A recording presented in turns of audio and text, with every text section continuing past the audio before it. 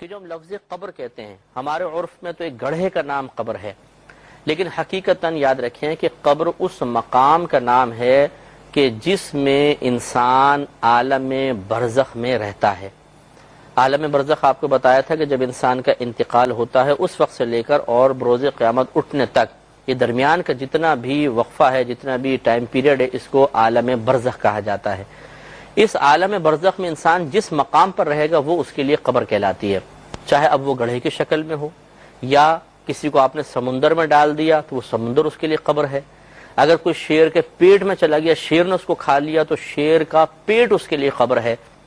اور وہیں پر عذاب و ثواب کا سلسلہ جاری و ساری ہو جاتا ہے۔ لیکن نہ شیر عذاب محسوس کرتا ہے، نہ آپ اس مردے کی چیخیں سن سکتے ہیں، بلکہ اللہ تبارک و تعالیٰ کا یہ ایک عجیب نظام ہے کہ عقل کی رسائی وہاں تک نہیں ہو سکتی ہے۔ اس کو سمجھانے کے لیے اکابرین نے اس طرح بیان فرمایا کہ یوں سمجھ لیں جیسے آپ کسی سوئے ہوئے شخص کے پاس بیٹھ جائیں اور وہ شخص کو خواب دیکھ رہا ہو، تو وہ خواب میں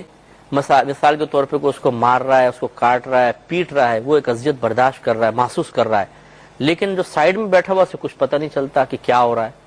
اور ظاہری بدن پہ بھی نظر نہیں آتا، لیکن وہ سویا ہوا شخص تمام تکلیفات محسوس کر رہا ہے۔ یہی وجہ ہے کہ جب ہم اٹھتے ہیں تو اپنے بدن کو دیکھتے ہیں، کچھ بظاہر نہیں لگتا، لیکن جب ہم خواب میں ہوتے ہیں تو ساری تکلیفیں محسوس ہو رہی ہوتی ہیں۔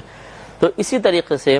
یہ جو مردے پر ایک عذاب طاری ہوگا، یہ ایسا نہیں ہے کہ خواب کی ہی مثل ہوگا، بلکہ حقیقی طور پہ عذاب ہوگا، لیکن وہ عذاب نہ میں اور آپ دیکھ سکتے ہیں، نہ وہ جس جانور کے اندر ہے یا جس جگہ پر ہے وہ مقام یا وہ جانور وغیرہ اس عذاب کو محسوس کرے گا، بلکہ وہی بات ہے کہ یہ اللہ کے رازوں میں سے ایک راز ہے کہ تعلق روح بدن کے ساتھ قائم کر دیا جاتا ہے، اور جو عذاب ہوتا ہے وہ روح اور بدن دونوں پر ہو رہا ہوتا ہے، لیکن اطراف میں کسی چیز کو عذاب محسوس نہیں ہوتا، صرف وہ مردہ ہی اس عذاب کو محسوس کر رہا ہوتا ہے۔ کہ جب انسان مر جاتا ہے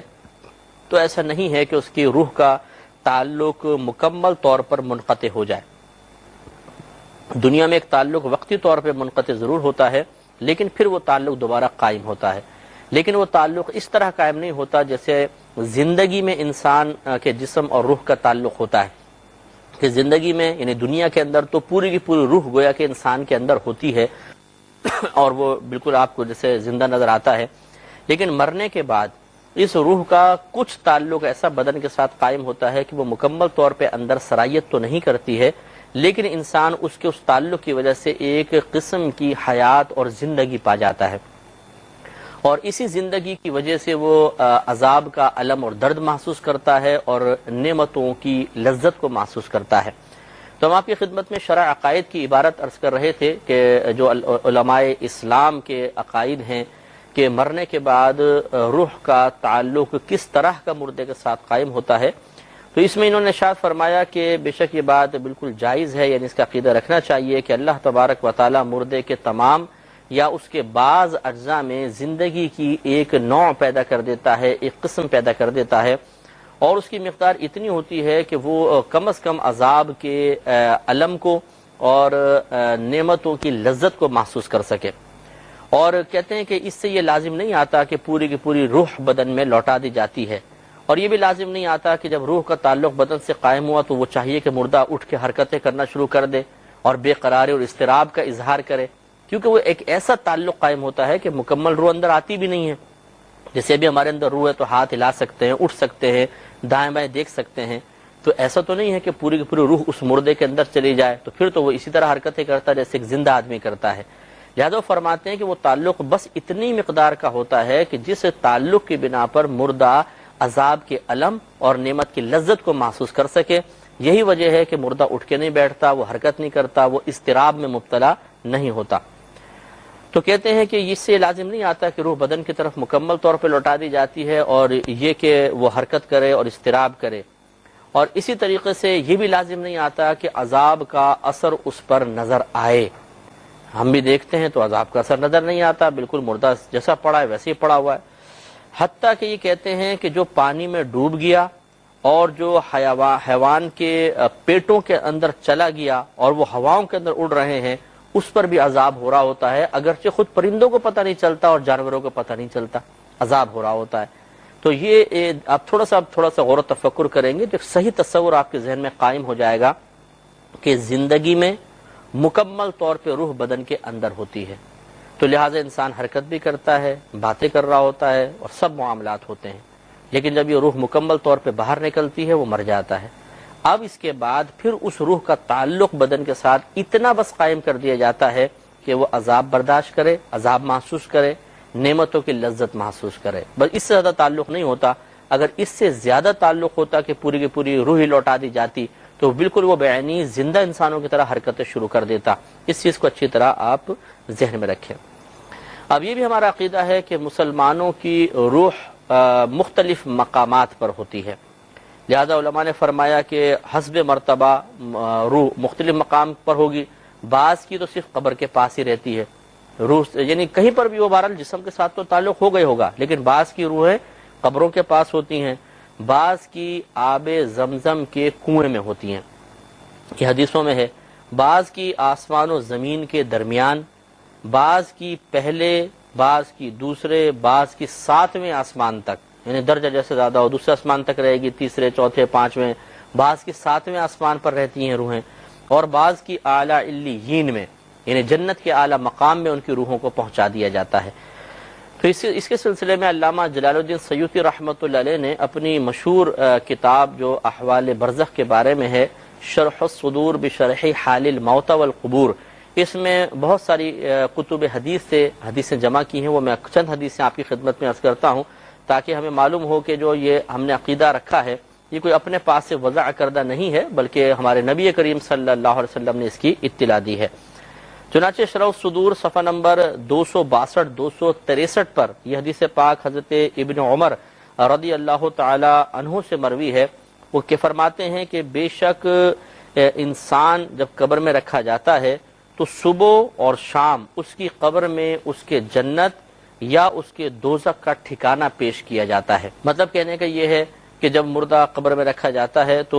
جنت کی کھڑکی بھی اس کو دکھائی جاتی ہے، کھول دی جاتی ہے، تو صبح و شام وہ جنت کے نظارے کرتا ہے اگر نیک پرہیزگار مسلمان ہے تو، اور یا صبح و شام جہنم دکھایا جاتا ہے اگر کافر، منافق یا مشرک وغیرہ ہے تو۔ اس میں اشارہ اس طرف ہے کہ انسان کی روح جو ہے وہ اس کی قبر کے پاس رہتی ہے، تو وہ ان تمام چیزیں ملاحظہ کر رہا ہوتا ہے۔ اس طرح شرح الصدور صفحہ نمبر 237 پر ارشاد فرمایا، حضرت علی رضی اللہ تعالیٰ عنہ اس کے راوی ہیں، آپ فرماتے ہیں کہ ارواح المؤمنین فی بئر زمزمہ، کہ مومنین کی روحیں آب زمزم کے کنویں میں ہیں، یعنی زمزم کے کنویں میں ہیں۔ تو یہ بھی حدیث پاک میں چونکہ آیا، ہمارے نبی کریم نے اطلاع دی، اس پر ہمارا ایمان ہونا چاہیے۔ اسی طرح صفحہ نمبر 236 پر مغیرہ بن عبداللہ رضی اللہ تعالی عنہ سے یہ روایت ہے، یہ کہتے ہیں کہ بے شک روح جب بدن سے نکلتی ہے تو وہ آسمان اور زمین کے درمیان رہتی ہے، حتی یرجع الی جسدہ، حتی کہ اسے اس مردے کے بدن کی طرف لوٹایا جائے گا، یعنی اس میں اشارہ کر دیا کہ زمین و آسمان کے درمیان ہے۔ صفحہ نمبر 235 پر حضرت ابو ہریرہ رضی اللہ تعالی عنہ سے یہ حدیث پاک مروی ہے کہ نبی کریم صلی اللہ علیہ وسلم نے ارشاد فرمایا، ان ارواح المؤمنین فی السماء السابعۃ ينظرون الی منازلہم فی الجنہ، کہ بے شک مومنین کی روحیں 7ویں آسمان میں ہیں، وہ جنت میں اپنے مقامات کو دیکھ رہے ہیں، یعنی 7ویں آسمان سے ان کو جنت نظر آتی ہے، وہ جنت میں اپنے مقامات دیکھ رہے ہوتے ہیں۔ اس میں نبی کریم صلی اللہ علیہ وسلم نے مومنین کی ارواح کو 7ویں آسمان پر قرار دیا۔ ابو داؤد شریف میں ہے، سنن ابو داؤد میں حدیث نمبر 2520 ہے، حضرت ابن عباس رضی اللہ تعالی عنہ اس کے راوی ہیں۔ یہ فرماتے ہیں کہ نبی کریم صلی اللہ علیہ وسلم نے ارشاد فرمایا کہ جب تمہارا کوئی بھائی دنیا سے رخصت ہو جاتا ہے تو اللہ تبارک و تعالی ان کی روحوں کو سبز پرندوں کے پیٹ میں رکھ دیتا ہے، سبز پرندوں کے پیٹ میں، اور وہ جنت کی نہروں پر اڑتے ہیں، اس کے پھلوں میں سے کھاتے ہیں اور اس کی قندیلوں پر بیٹھتے ہیں، وہ قندیلیں کہ جو عرش کے سائے کے تحت لٹکی ہوئی ہیں۔ تو یہ اس میں اشارہ کر دیا کہ بعض لوگوں کی روحیں جنت میں پہنچائی جاتی ہیں اور جنتی پرندوں کے پیٹ یا پوٹے کے اندر ان کو رکھ دیا جاتا ہے، اور جنتی پرندے اڑتے ہیں تو گویا کہ وہ روح بھی اس کے ساتھ سیر کر رہی ہوتی ہے۔ اور اسی طرح شرح صحیح مسلم جو امام نووی رحمۃ اللہ علیہ کی تصنیف ہے، اس کی جلد نمبر 2 صفحہ نمبر 286 پر آپ ایک حدیث کی شرح کرتے ہوئے جس میں رفیق الاعلی کا لفظ استعمال ہوا تھا، یہ کہتے ہیں کہ صحیح یہ ہے اور وہ جس پر جمہور متفق ہیں کہ مراد رفیق اعلی کے ساتھ، یعنی رفیق اعلی مانے اعلی ساتھی، ان سے مراد کون ہے؟ کہتے ہیں وہ انبیاء علیہ السلام ہیں جو اعلی علیین میں رہتے ہیں۔ تو یہاں تک آپ نے دیکھا کہ تمام ان حدیثوں سے یہ عقیدہ ثابت ہے۔ اب ان میں یہ نہیں ہے کہ بعض کی روح ادھر بعض کی روح ادھر، یہ ذرا عوام اچھی طریقے سے اس بات کو آپ لوگ یہ ذہن میں رکھیے کہ نبی کریم صلی اللہ علیہ وسلم نے مطلقاً فرمایا مومنین کی روح آب زمزم کے کنویں میں ہے، مومنین کی روح 7ویں آسمان پر ہے۔ تو اب ان حدیثوں میں بظاہر ٹکراؤ نظر آتا ہے، کہیں تو سرکار فرما رہے ہیں آب زمزم میں، کہیں فرماتے ہیں قبر پہ ہیں، کہیں فرما رہے ہیں 7ویں آسمان پر ہے، کہیں فرماتے ہیں جنت کے سبز پرندوں کے پوٹوں میں ہیں۔ تو یہ علماء کا کام ہوتا ہے کہ پھر یہ کہہ کر کے جی ایک حدیث کو صحیح مان لیتے ہیں، باقی سب کے مضامین چونکہ اس سے ٹکرا رہے ہیں اس کو رد کر دیا جائے، یہ غلط ہے۔ بلکہ اب کہا یہ جائے گا کہ بعض کے بارے میں سرکار نے خبر دی کہ ان کی روحیں 7ویں آسمان پر ہیں، بعض کے بارے میں خبر دی کہ وہ قبر پر روحیں رہتی ہیں، بعض آسمان و زمین کے درمیان۔ تو اب پھر تمام حدیثوں پر عمل ہو جائے گا، تمام حدیثوں میں آپس میں موافقت پیدا ہو جائے گی۔ تو اس لیے بنیادی اصول بھی یاد رکھیے گا کہ اگر دو احادیث کے مضامین آپس میں بظاہر ٹکرا رہے ہوں تو ہمیں اس طرح کا مفہوم اور معنی اخذ کرنا لازم ہوتا ہے کہ دونوں حدیثوں پر عمل ہو جائے، دونوں حدیثیں اپنے مقام پر صحیح ہو جائیں۔ ایسا نہیں کہ ایک حدیث کو صحیح مان کے دوسرے کو غلط قرار دے دیں یا دوسرے کو صحیح مان کر پہلے کو غلط قرار دے دیں، یہ مناسب طریقہ نہیں ہوتا ہے۔ لہٰذا یہ نتیجہ یہ نکلا کہ یہ عقیدہ رکھنا ہوگا کہ مومنین کی ارواح مختلف مقامات پر ہوتی ہیں۔ لیکن اس کے مقابلے میں یاد رکھیے کہ جو کافر کی روح ہوتی ہے، مشرک کی روح ہوتی ہے، جس کو معذب روح کہتے ہیں، معذب مانے جس پر عذاب نازل ہو رہا ہے، یہ جیسے کہ آپ نے حدیث میں سنا تھا مسند امام احمد بن حنبل میں کہ اللہ تعالیٰ فرماتا ہے کہ اس کو 7ویں زمین کے نیچے پہنچا دو، مقام سجین میں پہنچا دو، تو وہ روحیں مقید ہوتی ہیں اور یہ باہر نہیں نکل سکتی، بالکل اپنے مقام پہ مقید ہو کر ان کا تعلق بدن سے ضرور ہوگا اور عذاب وغیرہ یہ برداشت کرتے رہیں گی، اور جسم بھی اس مردے کا عذاب برداشت کر رہا ہوگا، چاہے مردے کو جلا دیا جائے، اس کے اجزاء چاہے جلا کے راکھ بنا کر اڑا دی جائے، لیکن اس کے باوجود روح اور بدن کا تعلق قائم رہتا ہے اور وہ عذاب محسوس کرتا رہے گا۔ تو معلوم یہ ہوا